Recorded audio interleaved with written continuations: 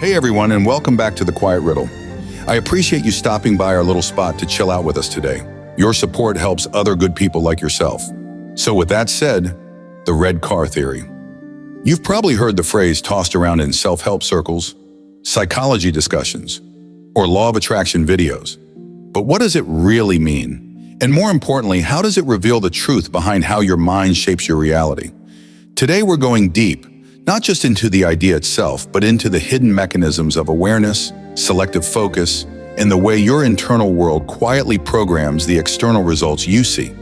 Because once you understand the red car theory on a deeper level, you begin to see the law of attraction not as some mystical wish-granting power, but as a psychological and energetic pattern that has been influencing your life from the very beginning. So let's start with something simple. Imagine you decide you want a red car. Maybe you're thinking about buying one. Maybe you saw one in a movie. Maybe it just crossed your mind randomly. But suddenly, almost magically, you start seeing red cars everywhere. On the highway, in parking lots, stopped at lights, passing your house. They seem to be multiplying, like the universe is trying to send you some kind of sign. But here's the truth. The red cars were always there. You just weren't tuned in enough to notice them. And that's the heart of the red car theory. Your mind will always find more of what it's been instructed to look for. Not because those things suddenly pop into existence, but because your perception sharpens, your filters shift, and your awareness expands. Now here's where it gets interesting. This natural filtering system is not just a quirk of the brain. It's not just a funny side effect of noticing something once and then seeing it everywhere. It's a direct reflection of how your subconscious decides what's important and what's irrelevant. The brain is constantly bombarded with almost 11 million pieces of sensory information every second, but we only consciously process about 40 of them. That's right, 40. Everything else, the brain filters out automatically. And guess who trains that filter? You do, with your thoughts, with your emotions, with your expectations, with your fears, with your assumptions about how life works. The red car theory is really about this filter, the Reticular Activating System, or RAS. It decides what gets through and what doesn't. When you tell your mind, consciously or unconsciously, this is important, the RAS highlights it in the world around you. If you constantly think about how people can't be trusted, you will notice more untrustworthy people. If you believe life is unfair, your brain will spotlight unfairness. If you expect to fail, your mind will collect evidence of failure like a magnet. But flip that around, and the process becomes empowering. If you start focusing on opportunities, suddenly they seem to appear everywhere. If you direct your attention toward gratitude, you notice more things to be grateful for. If you believe you're capable, your brain begins revealing proof of your capability in places you never noticed before. This is the psychological foundation behind the law of attraction. Not magic, not wishful thinking, but intentional focusing. You are not manifesting red cars out of thin air.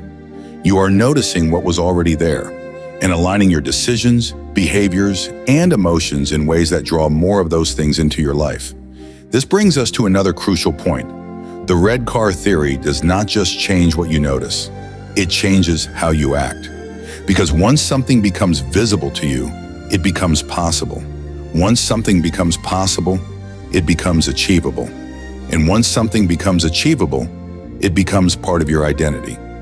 The law of attraction is not about thinking something into existence. It's about shifting your internal focus so that your external choices follow naturally. For example, if you start focusing on financial abundance, you don't magically get money falling from the sky, but you may start noticing new skills you could develop, new opportunities you dismissed before, or new pathways that were always available, but invisible to you. The moment your awareness expands, your reality expands with it. This is where the deeper magic happens. Your thoughts don't just change your perception, they change your direction. Little choices shift, your posture changes, the tone of your voice changes. You start reaching out instead of withdrawing. You start taking small risks you used to avoid. You start aligning with the version of yourself who already has what you want. And gradually, your life begins to rearrange itself around that alignment. Now let's talk about the part most people overlook, the emotional frequency behind your focus. The red car theory isn't just about noticing things, it's about energizing them. A thought mixed with emotion becomes a command to your subconscious. Your brain begins wiring itself around emotional significance. And because your emotional state influences your behavior, your body language, and your decisions, the world responds accordingly. Think about it like this. If you believe good things are coming, you move differently. You walk with more confidence. You speak with more clarity. You breathe deeper. You make bold decisions. You're more creative, and people respond to that energy. That's the law of attraction at work, not because you manifested something, but because you aligned your thoughts, emotions, and behaviors so precisely that reality had to shift around that alignment. So how do you use the red car theory intentionally? Here are 3 steps. Step 1. Decide what you want your mind to look for. Be specific. Vague focus leads to vague results. Step 2. Feel the emotion now. Emotion is the amplifier. Without it, your thoughts are just background noise. Step 3. Reinforce the pattern daily. Consistency is what trains the reticular activating system to take your focus seriously. When you repeat these steps, something powerful happens. The world begins revealing paths that were invisible before. You start seeing red cars everywhere, not literally, but symbolically. Opportunities, people, ideas, patterns, breakthroughs. The law of attraction is simply the red car theory applied to your entire life. It's the art of choosing your focus so deliberately that your external world reshapes itself around your internal vision. Let's go even deeper because there's another layer most people never hear about: the way your self-image interacts with the red car theory. Your self-image is like the blueprint your subconscious uses to decide what is normal for you. If your blueprint says you're someone who struggles, your mind will highlight struggle. If it says you're someone who succeeds, your mind will spotlight opportunities that match that identity. This is why 2 people can live in the same city, have the same resources and the same chances, yet end up with completely different lives. They aren't noticing the same reality. One person sees obstacles, the other sees openings. One sees the reasons things won't work. The other sees proof that things can. Your reality is partially built on what you are trained to notice. And that's the key. You can retrain it. You can reshape the lens you see life through. You can reprogram the assumptions that drive your decisions.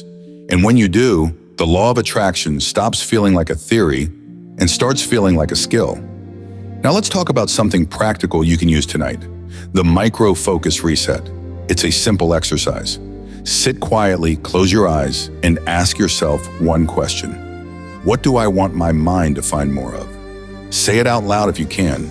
The moment you decide and speak it, you begin giving your RAS a new direction. Do this daily and watch what begins to shift. Another powerful tool is the evidence journal.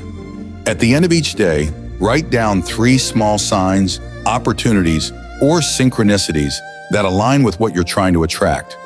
This reinforces the idea that the universe is responding to you, even if the signs seem tiny at first. Those tiny signals eventually become unmistakable patterns. Remember, you don't get what you wish for, you get what you prepare for. You get what you're mentally rehearsing, and you get what you're emotionally aligned with. The red car theory is a reminder that the universe isn't ignoring you. It's responding to what you consistently focus on. The world is reflecting the stories you tell yourself.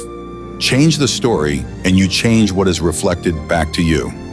So the next time you catch yourself noticing something over and over again, ask yourself, is this what I want more of?